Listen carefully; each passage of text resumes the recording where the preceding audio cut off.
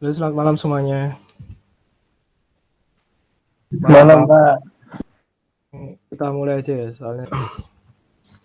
Oke, kita akan membahas tentang Wimba dan tata ungkap.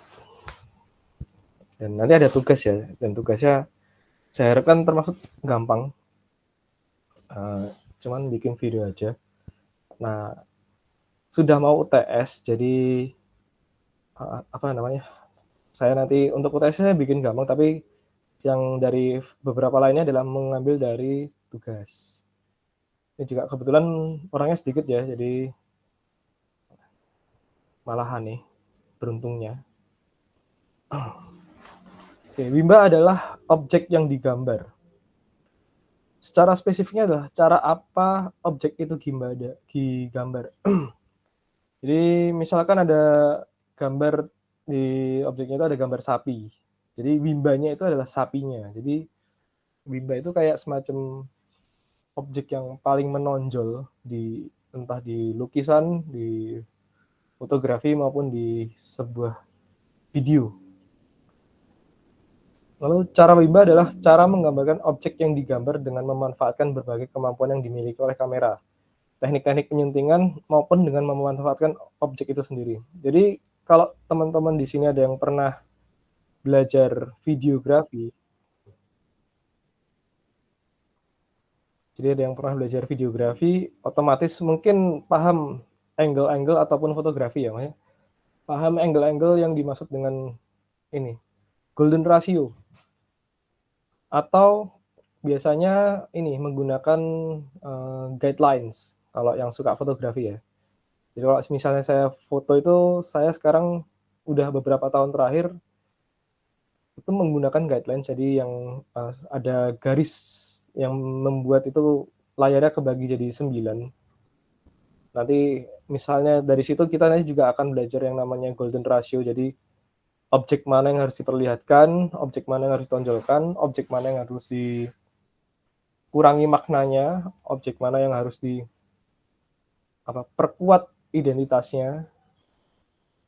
Dari sini nanti tugasnya adalah seperti itu. Jadi kayak misalnya nanti tugasnya kalian akan saya suruh memilih. Jadi nanti ada 5. Misalnya yang pertama adalah angle-nya bird eye atau pandangan burung.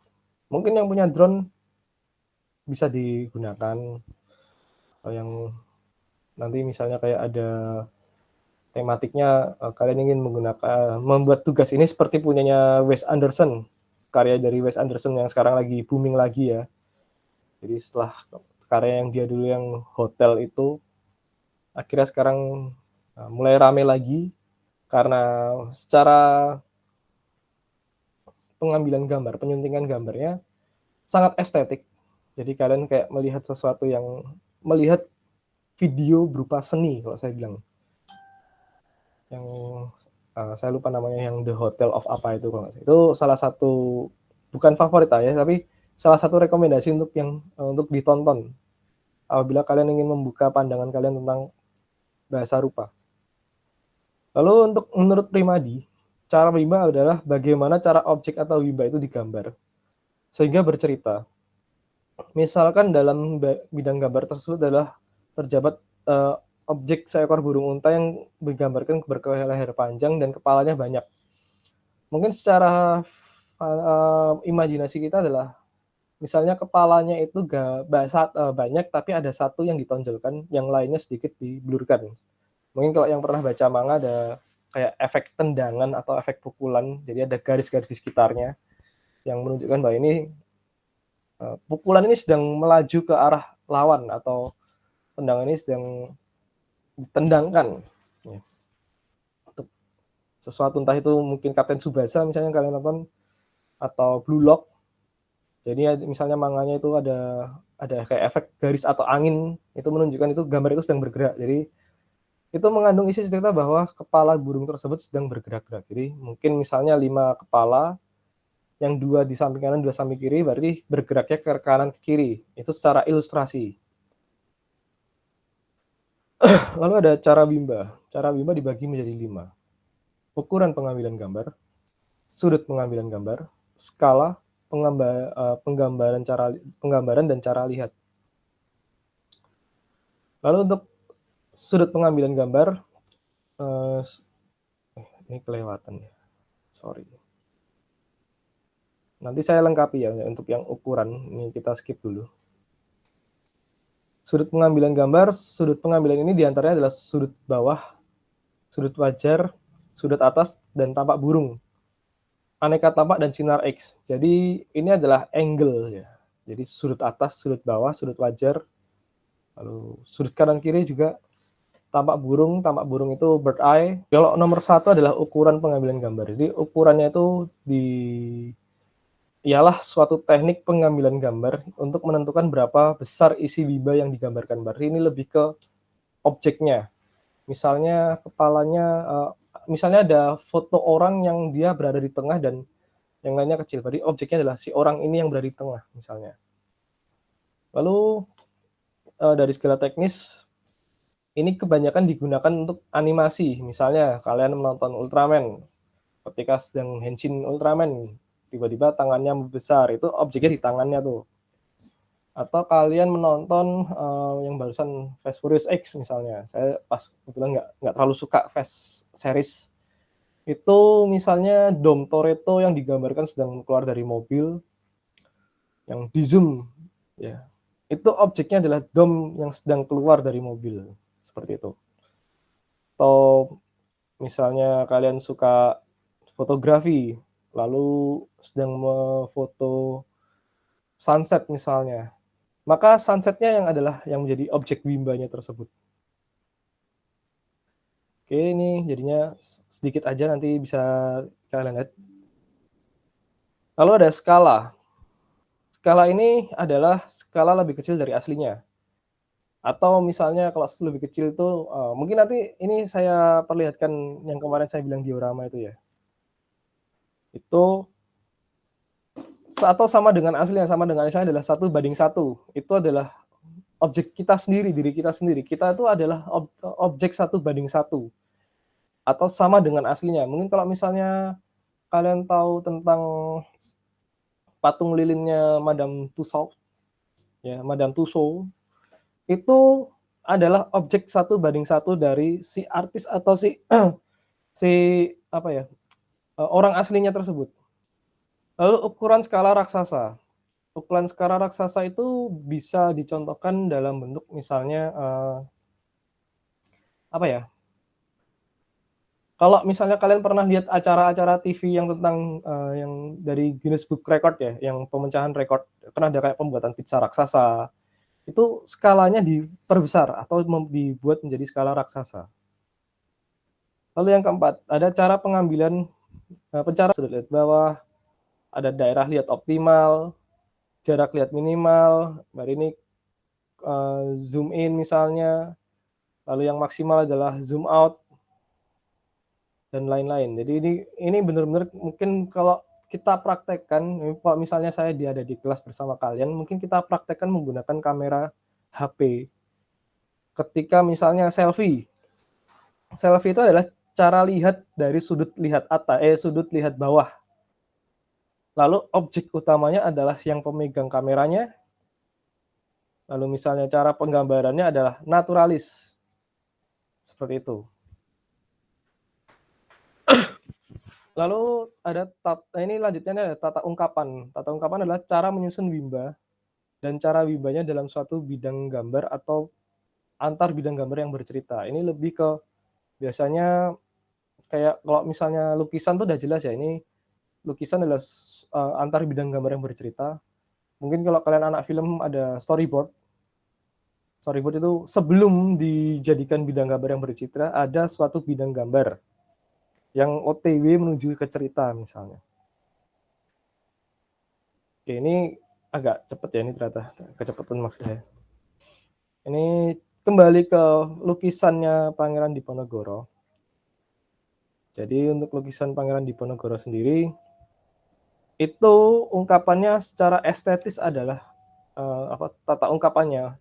Karya lukisan di samping memiliki estetik yang dalam hal corak, komposisi, dan penggunaan warnanya tersebut tampak kasar. Jadi ini lebih ke tekniknya ya. Lalu menunjukkan goresan kuas dan cat yang bagus serta tajam sehingga memberikan kesan detail objek. Jadi kalian mungkin bisa lihat outline-nya seperti apa. Komposisi asimetris lebih berat di sisi kiri dengan menampakkan sisa ruang kosong di kanan atas. Sisi kiri ada bangunan dalam proses penangkapan, di sisi kanan diperlihatkan pemandangan tampak kosong karena orang-orangnya berada di bawah sudut kanan atas ya. Lalu penggunaan warna hangat dan cenderung mengalir antar tiap objek sehingga mata tidak menangkap adanya gap atau jarak antar warna objek satu dengan yang lain. Ini yang dimaksud nggak ada ketimpangan antara warna dingin dengan warna hangat. Mungkin kalau misalnya yang belum tahu, warna dingin itu kayak biru, biru muda, ungu, hijau. Itu adalah warna dingin. Untuk warna hangat adalah mungkin basicnya putih, lalu ada merah, kuning, orange, dan lain-lain. Pink juga. Simbolisnya adalah tampak tokoh berwajah bule dengan berpakaian hitam dan bagus yang menyimbolkan strata orang barat, yaitu kedudukannya lebih tinggi dibandingkan tokoh lain. Jadi kalian bisa lihat di tengahnya yang menangkap ya, bulenya. Wajah digambarkan kejam menunjukkan penjahat antagonis. Jadi mereka adalah penjahatnya. Ekspresinya adalah ekspresi jahat. Tegas, terlalu keras. Lalu tokoh baju putih yang memakai sorban itu digambarkan sebagai pangeran. Karena memang objeknya adalah Pangeran Diponegoro sebenarnya. Tapi secara keseluruhan, objeknya adalah ceritanya. Cerita dari penangkapannya. Karena skalanya sama, tidak ada yang diperbesar, tidak ada yang diperkecil, setara, secara komposisi semua setara, kecuali semacam perbandingan hitam putihnya ya. Jadi si bule menggunakan baju hitam yang wajahnya garang adalah penjahatnya, dan si Pangeran Diponegoro adalah tokoh baiknya yang dihormati dan berkarakter baik. Lalu adanya tokoh orang-orang yang duduk lesehan yang menunjukkan mereka sebagai strata rakyat biasa atau strata bawah. Sebagai contoh, sebagai kesimpulan satu simbol lainnya adalah mereka adalah orang-orang yang sedang terjajah karena mereka duduk di bawah, meringkuk, atau bahkan mungkin ada yang sedang menyembah. Lalu untuk cerita dari lukisan tersebut, itu menceritakan tentang penangkapan Diponegoro, dan yang dalam catatan sejarah tersebut, Belanda hendak melakukan gencatan senjata ke pejuang Indonesia yang dipimpin oleh Diponegoro. Namun Diponegoro menolak. Akhirnya, Belanda mengajukan perundingan damai untuk mengakhiri penjajahan dan Diponegoro menyetujuinya. Ketika sampai di tempat perundingan, ternyata Diponegoro dijebak oleh Belanda sehingga ditangkap dan diasingkan. Banyak rakyat Indonesia yang membela Diponegoro namun tidak memiliki power atau kekuatan dikarenakan Belanda yang licik dan ingin menguasai atau tetap menjajah Indonesia. Seperti itu.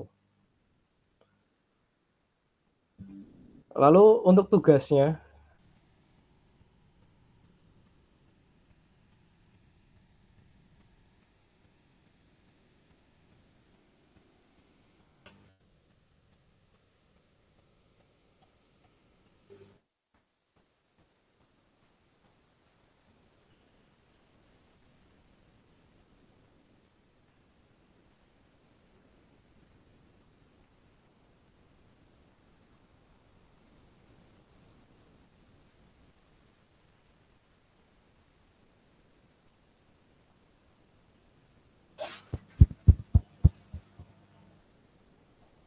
ini salah satu karya buatan saya.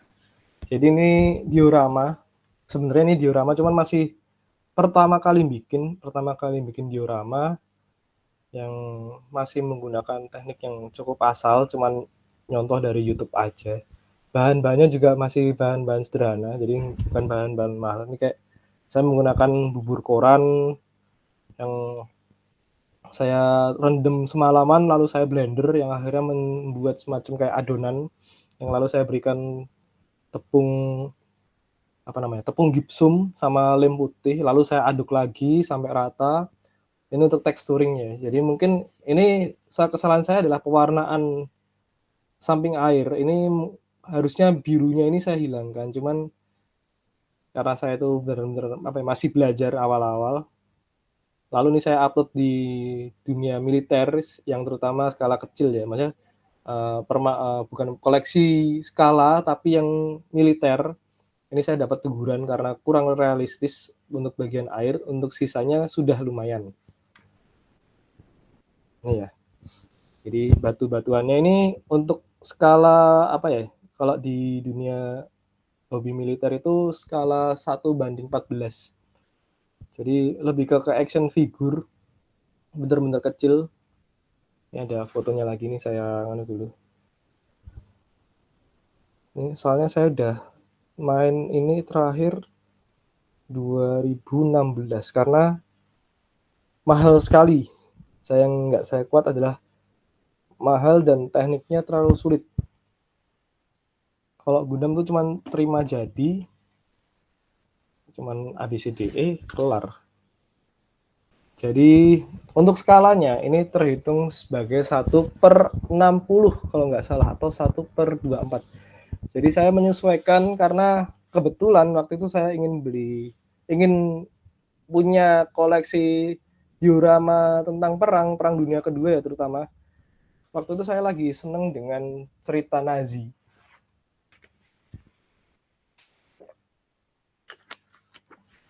Dikarenakan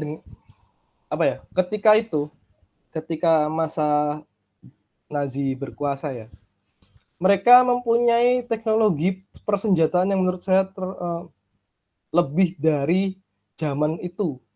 Jadi terlalu futuristik. Misalnya kalau yang cowok-cowok tahu yang namanya railgun. Railgun itu kalau saya pernah cerita di kelas ini ya. Railgun itu kereta yang ada, kalau nggak salah, kereta yang membawa dua gerbongnya itu berisikan meriam yang ukurannya sama dengan dua gerbong tersebut. Karena impian saya mempunyai itu dan ternyata harganya berharga satu rumah untuk sebuah mainan ternyata. Jadi saya mengurungkan niat. Terlalu mahal. Itu sultan yang bisa beli. Ini tampak atas ya, atau bird eye. Mungkin kalau misalnya kita tutup dari samping ini ada kelihatan gambar sandalnya ke foto. Mungkin kalau ini misalnya nggak ada sandal dan secara full dalam frame-nya ini adalah diorama ini, mungkin orang mengira ini adalah asli. Karena memang diorama tujuannya adalah mendekati asli. Dan mungkin ini mungkin yang akan jadi pertanyaan adalah kok airnya warnanya seperti ini yang samping-sampingnya. Ini memang kesalahan saya karena waktu itu masih bikin. Ini kalau kalian tahu, ini tuh biasanya dipelajari oleh anak-anak arsitek untuk membuat maket. Maket itu pada dasarnya diorama. Hanya diorama lebih ke arah bercerita atau sebuah momen atau kayak semacam foto yang dijadikan 3D, 3D. Ini lebih ke 4D ya, jadi lebih ke real life yang dijadikan ke 4D, bukan di gambar diam, tapi ini benar-benar sebuah sesuatu yang bisa dilihat dari samping kanan kiri atas bawah yang terasa bergerak. Ini efek airnya ini saya menggunakan lem tembak. Jadi lem tembak yang kalian tahu yang pakai semacam pistol panas itu. Lalu bawahnya ini saya kasih warnai dulu biru. Jadi sebenarnya ini masih bisa diakali dengan di-full-kan lem tembaknya ke samping. Cuman waktu itu saya tekniknya masih nggak ngerti cara membuat air. Sebenarnya harusnya pakai resin, tapi bisa diakali menggunakan ini untuk membuat efek deras atau ombak. Jadi seperti air yang mengalir ya, saya nggak bilang mirip, tapi seperti air yang mengalir. Lalu ada bebatuan di sekitarnya, ini menunjukkan tanah yang bukan tanah kering, tapi mungkin daerah pantai yang bukan tandus tapi berkarang. Jadi ini mungkin kalau kalian lihat bisa sebagai daerah yang berkarang, atau kalau saya lebih ke ini susah jelasinnya sih. Ini karena saya ngambil foto dari dekat rumah saya yang bukan dekat, tapi lebih ke dekat daerah Kaliurang atau ke arah Merapi, yang sebenarnya ini sedikit saya modifikasi. Jadi warnanya batunya harusnya agak putih karena di daerah pegunungan, ini saya bikin coklat supaya terkesan ini benar-benar tanah. Lalu Ini ada sedikit tanaman-tanaman, jadi benar-benar supaya terlihat nyata. Ini ada tampak apa ini? Tampak bawah ceritanya, karena saya ingin melihat bahwa ini mengalirnya dari atas atau dari hulu ke hilir.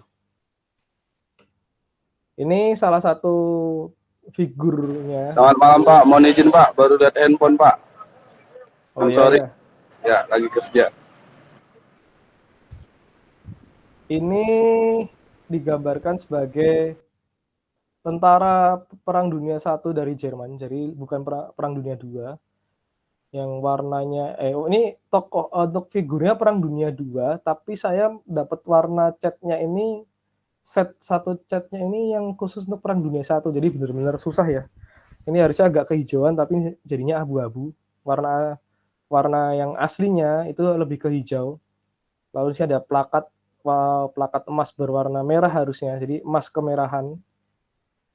Yang ini nanti sedang membaca peta, makanya tangannya seperti itu. Ini kalau nggak salah sebenarnya setnya murah, ini sekitar 300 ya dibanding yang lain. Karena ada figur motor apa ya mereknya Jerman itu, semacam Harley tapi versi Jerman, saya lupa namanya. Yang versi lama, versi Perang Dunia dulu. Lalu ada figur anjingnya, anjing pelacak dan ini penjinak bom. Nah, ini yang baru saya bikin kemarin untuk perlombaan, kebetulan menang untuk diorama terbaik. Ini ceritanya adalah diperkecil ya, ini skalanya 1:144 atau diri kita misalnya tinggi saya 176 dibagi 144. Yang lalu secara objek ini mainannya atau gundamnya yang lebih besar. Jadi ini saya ingin menggambarkan ini adalah laut pasir putih ya, pasir putih dengan batuan karang besar di sekitarnya. Ini mungkin kalau kalian lihat ada semacam efek lumut. Lalu di sini ombaknya ini kalau kalian juga ada yang biru tua, ada yang biru muda, ini menunjukkan kedalaman. Jadi sebelum saya membuat ini saya riset. Saya lihat dari Google, laut tuh kondisi seperti apa yang dekat pantai, misalnya ini saya ngambil daerah Gunung Kidul. Ini sebenarnya ombaknya agak salah, karena saya maunya efeknya adalah kena efek angin dari si robot ini, cuman waktu ini adalah diorama kedua saya, jadi tekniknya benar-benar masih newbie. Tapi dengan ini dapat juara saya juga kaget sebenarnya. Ini efek ombaknya dari kapas yang saya buat serabut-serabut itu, lalu diberikan lem fox atau lem putih yang menunjukkan ini efek ombak sebenarnya. Jadi kalau dilihat dari atas terasa nyata karena sudah diberikan efek. Tapi kalau kemarin masih polos, ini kayak kaca, kayak cermin jadinya sebenarnya efek airnya. Ini karena saya buat dari resin. Dan ini juga pertama kali saya juga main resin, yang kena tangan lah, yang kepanasan dan sebagainya. Nah ini mungkin yang lebih ke agak kurang realis ya, karena saya mengambil tema dari si robot ini sendiri, Gundamnya sendiri. Ini awalnya saya inginnya dilihat sebagai permukaan bulan, jadi texturingnya, coloringnya, shade-nya, atau maksudnya shading-nya. Ini ingin saya tambah sebagai permukaan bulan, karena membayangkan permukaan bulan yang asli itu susah. Lalu kesalahan saya adalah tidak mengukur panjang dari senjatanya. Skalanya nggak dapat nih. Jadinya ketika efeknya harusnya arahnya ke bawah senjatanya, terlalu ke depan, dan ini efek lavanya atau lelehan batuannya terlalu kurang keluar. Ini agak terlalu ke dalam. Jadi ini kalau misalnya yang dinamakan skala adalah seperti ini. Jadi contohnya adalah figur atau misalnya boneka atau apa. Ada yang nanya ya? Oke, silakan, nggak apa-apa. Santai saja. Jadi kalau misalnya kalian bertanya tentang skala sudut atas, jadi saya lebih gampang menggambarkannya menggunakan ini Karena apa ya? Kalau buat saya imajinasinya lebih dapat daripada saya harus ke alam untuk mencari atau mengfoto diri sendiri sebagai objek. Saya kadang-kadang saya bukan orang yang bisa difoto, karena kalau difoto jadi jelek, ya nggak apa namanya, ya itulah yang bukan apa ya, nggak yang foto jadi bagus. Karena kalau saya difoto malah jadi jelek. Jadi saya dari dulu nggak suka difoto. Kecuali saya suka memfoto. Jadi kalau mungkin kalian follow IG saya yang Nuriski Utama ya, itu saya koleksi foto-foto di situ, ya mungkin ala kadarnya karena saya bukan fotografer profesional, tapi di situ saya juga belajar yang namanya objek. Jadi bagaimana tengah itu seperti apa. Misalnya nih, ini mungkin di sini juga ada yang lebih pro dari saya ya, untuk masalah fotografi, cuman ini saya contohkan aja. Mana ya cara bukanya di nah ini.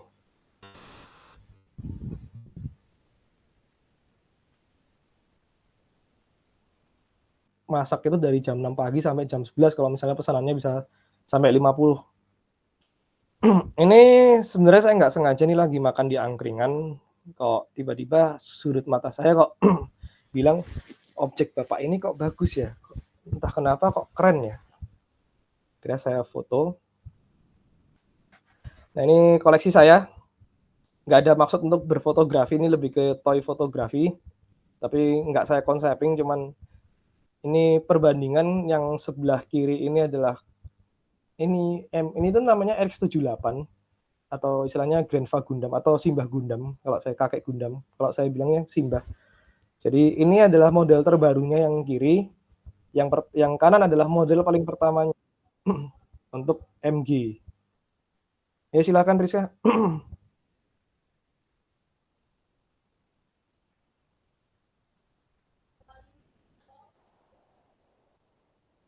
Silakan Rizka kalau mau bertanya.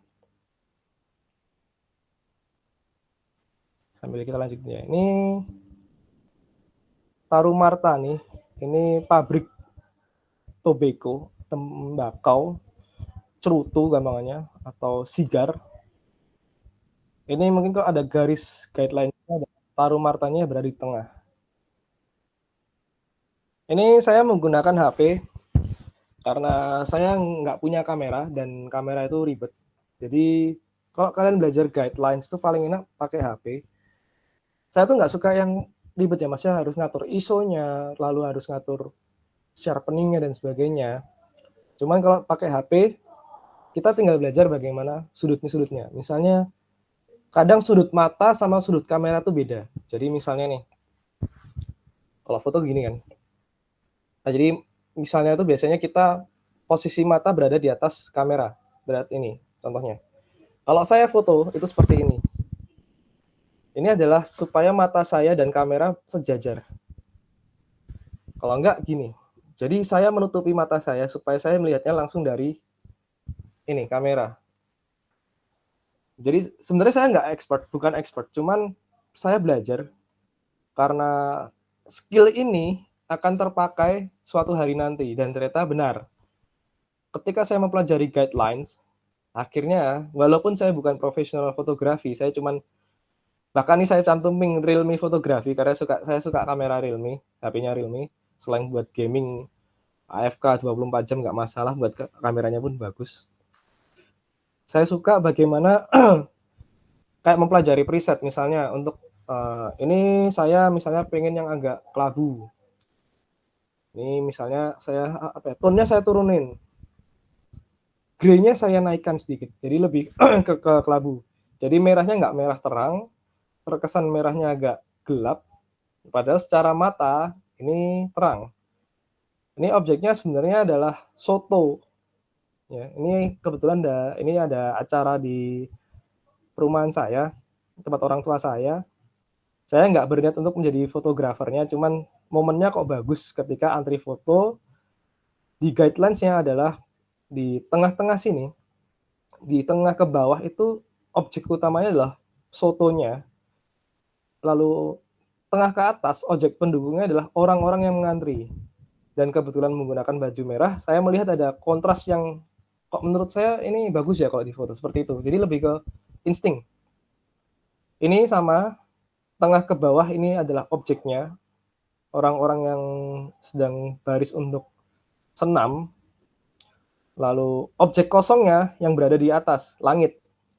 Jadi saya ingin memperlihatkan kontras antara atas dan bawah, yang bersih dengan yang berwarna-warni misalnya. Ini juga sama, saya menggunakan guidelines, tengah ke kanan full, lalu tengah ke kiri kosong. Untuk memperlihatkan apa? Bahwa ini ada semacam kontras posisi ya, komposisi. Komposisi ini yang kanan full, yang kiri kosong untuk memperlihatkan ketidakseimbangan atau unbalancing. Bahwa saya ingin menunjukkan bahwa apa ya? Sebenarnya saya ini kemarin tuh nggak sengaja sih tiba-tiba kok shoot-nya bagus. Karena tengahnya benar-benar dapat. Ini yang tengahnya adalah jalan. Yang lalu semakin ke sini adalah orang-orang yang kebetulan ibu saya berada di depan. Jadi ya udah kenapa foto. Tapi kalau misalnya saya mau menjelaskan teknisnya, saya pun juga bingung karena ini insting. Saya nggak berfokus ke kajian kamera masalahnya. Tuh. Apalagi misalnya, Gundam lagi. Ini Zaku musuhnya. Di guidelines ini berada benar-benar di tengah. Yang fokusnya adalah saya ingin secara full objeknya adalah si figur ini. Yang lalu saya kebetulan sengaja beli kamera biru dan merah. Sebenarnya saya pengen bikin kamera ala-ala YouTuber sebenarnya, cuman ternyata terkendala oleh kebutuhan yang lain. Jadi saya cuman di kamar yang objeknya kecil sebenarnya, skala kecil Gundam. Yang lalu saya zoom in, close up dengan guidelines yang berada di tengah.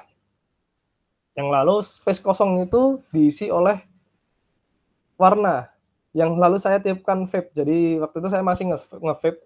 Sekarang udah bosen, udah enggak, kembali ke rokok. Saya vape. Saya tiupkan pelan-pelan supaya karena masa asap dari vape sama rokok itu berbeda. Vape itu mengandung uap air jadi lebih strong ya, maksudnya lebih asapnya itu lebih padat. Saya tiupkan pelan-pelan untuk menciptakan efek bahwa ini semacam berkabut. Yang lalu saya berikan warna cahaya biru dan merah. Yang saya inginnya warnanya adalah warna merah dan biru ini bertabrakan di tengah menjadi ungu. Gitu. Jadi warna aslinya sebenarnya dari figur ini adalah merah terang menuju pink. Namun karena ada pencahayaan lain, ya kontras warna ya, saya tembakkan merah dari kanan, biru dari kiri, warna merah aslinya hilang. Mungkin kalau dari yang sebelah biru akan lebih ke coklat atau ungu kontrasnya, warnanya menjadi ini ya, gradasi warna menjadi lain. Yang di kanan tetap seperti merah, seperti ya, masih seperti karena belum menyerupai warna aslinya dan warna aslinya pun memang merah sebenarnya. Ini saya menggunakan kamera wide. Jadi HP kebetulan HP Realme-nya ini mendukung untuk fotografi juga. Jadi saya set ke wide, lalu saya cari balancing warnanya, saya tekan di apa ya, warna jingga dari langitnya, dari warna sunsetnya, saya perkuat. Lalu setelah difoto, saya sedikit edit, yaitu saya lupa kalau tekniknya itu curve ya. Mungkin kalian ada yang tahu teknik curve. Curve-nya saya naikkan supaya warna merahnya lebih kuat daripada warna birunya. Lalu objeknya utamanya adalah jingganya. Jadi persawahannya tidak akan terlalu terpakai. Ini lebih ke tengah ke atas. Kalau langit biasa ya, ini sebenarnya saya suka foto langit pada dasarnya. Jadi saya manusia yang suka memfoto langit. Ini kembali ada teknik guidelines ya, golden ratio. Saya ingin menggunakan tiang ini sebagai garis tengah alami. Kanannya kosong, kirinya full komposisi. Komposisinya adalah objek material dan ibu-ibu ini kebetulan para wanita. Makanya saya menjudulkan ini wanita-wanita kuat. Karena ini kebetulan ibu-ibu yang sedang menjalankan pekerjaan mereka sebagai ahli konstruksi atau kasarnya tukang. Ini biasa, nggak terlalu bagus menurut saya juga, cuman, ya sayang aja kalau nggak difoto ya. Waktu itu saya lagi makan bakso, kebetulan kok, "Loh, belakang baksonya kok bagus nih, foto aja lah," seperti itu. Saya cuman pengen memperlihatkan kontras warna bunga kuningnya ini eee, dengan background, persawahan yang sudah coklat atau bahkan ini sudah dipotongin, seperti itu. Ini nggak sengaja, saya sebenarnya juga masih mempelajari teknik ini, jadi kayak semacam blurring ya. Ini kebetulan malam, lalu kamera HP-nya kok bagus nih, awal-awal beli. Awalnya cuman pengennya main game yang saya bisa full untuk grinding atau untuk farming selama 24 jam, udah bodo amat, ternyata HP-nya bagus. Ini. Jadi, apa ya, kalau buat saya sih, nggak perlu muluk-muluk kalian harus beli kamera, karena saya pernah punya keinginan seperti itu, apa namanya, menurut saya itu buang-buang duit, karena teknologi sekarang lebih maju daripada yang dulu ya. Saya dulu juga sempat mempelajari kamera DSLR sebenarnya. Jadi saya waktu itu minjem teman saya yang kebetulan dia anak orang kaya yang kameranya nganggur. Saya cuma bilang gini, kameramu tak pinjem dong, aku lagi belajar fotografi nih, pengen ikut lomba. Boleh nggak nanti kalau misalnya menang, jadi kalau misalnya saya baca itu, nek misalnya menang kok duitnya gue kue, uangnya buat kamu.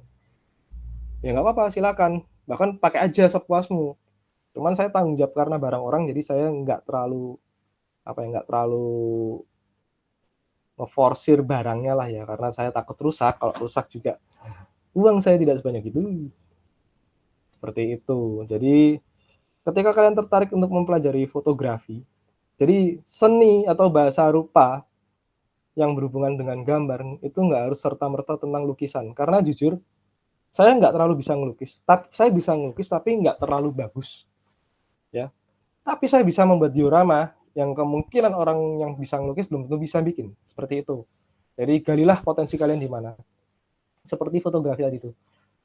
Dari fotografi saya mempelajari videografi. Jadi ketika ada orang yang minta membuatkan video, misalnya di briefing-nya adalah saya ingin membuat video dengan tema tadi Wes Anderson. Yang saya pelajari adalah bagaimana Wes Anderson mempelajari guidelines, golden ratio-nya, komposisi warna, komposisi letak barangnya, lalu objeknya bagaimana. Itu yang saya pelajari, yang kira-kira akan saya aplikasikan. Ini kira-kira bisa nggak ya? Seperti ini, kira-kira aja. Jadi nggak menuntut untuk perfect karena masih belajar. Seperti itu. Jadi lebih enak kamera HP, apalagi misalnya HP kalian iPhone atau Samsung ya. Wah, itu akan sangat terfasilitasi. Apalagi Samsung nih, Samsung S23 Ultra misalnya yang paling baru. Bisa zoom 100 kali sampai ke bulan. Mungkin dari situ kalian bisa mainan zoom in zoom out. Jadi bagaimana objek itu kalian bisa terlihat besar pada aslinya enggak. Bukan berarti di zoom perdekat. Jadi kalau misalnya kayak ada teknik yang seperti ini. Anggap aja ini kamera. Ini aja ini kamera, ini adalah objeknya. Ketika kamera ini dari dekat lalu menjauh, objek ini tidak akan bergerak di kamera dengan posisi yang sama, tapi background-nya yang akan seperti menjauh. Itu tekniknya saya lupa, jadi contohnya seperti itu. Ketika kalian main skala pun, drone itu membuat skala pemandangan atau objek menjadi kecil. Atau kalian memfoto pertanahan atau pemukiman dari bawah, dari atas gunung misalnya. Skala yang dimainkan, karena skala menjadi kecil. Tidak sesuai dengan ukuran aslinya. Atau kalian tadi diorama adalah skala yang diperkecil. Atau misalnya kalian menemukan misalnya sepatu ukuran 50, itu tidak umum tuh. Itu skala yang diperbesar. Kayak gitu. Atau kalian menemukan apa ya misalnya, sekarang itu skala besar gue agak jarang ya. Sesuatu yang raksasa, mungkin kalian nonton Attack on Titan anime, atau suka nonton Ultraman atau Evangelion, yang terdapat tokoh raksasanya, itu ada skala raksasa atau skala yang diperbesar. Dan manusia Tiga-tiganya nonton, Pak. apa? Tiga-tiganya nonton. Ya, ini mantap sekali. Oh ya, ini saya cerita sedikit. Di S2 kemarin itu, waktu saya S2, entah kenapa Evangelion menjadi bahasan. Kok anime sangar ini, anime yang cenderung bukan agak ya, sangat dark ini kok jadi bahasan.